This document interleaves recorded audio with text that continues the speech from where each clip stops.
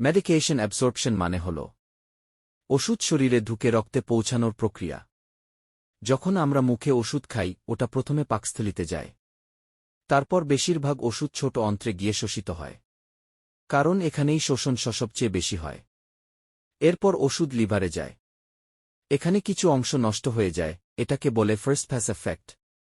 বাকি ওষুধ রক্তে মিশে শরীরের কাজে লাগে। কিন্তু যদি এর ইনজেকশন দেওয়া হয়, তাহলে সরাসরি রক্তে চলে যায়, কোনো লস হয় না। বায়োঅ্যাভেলেবিলিটি মানে কতটা ওষুধ আসলে রক্তে পৌঁছায়। মুখে খেলে 100% পৌঁছায় না, কিন্তু ইনজেকশন ফর্ম দিলে 100% কাজ করে।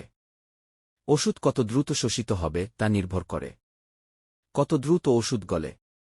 শরীরের ভেতরের জায়গার আকার বা সারফেস এরিয়া, রক্তপ্রবাহ কেমন, আর ওষুধের গঠন ফ্যাট সলাবল হলে দ্রুত কাজ করে। তাই একই ওষুধ সবার শরীরে একরকম কাজ নাও করতে পারে।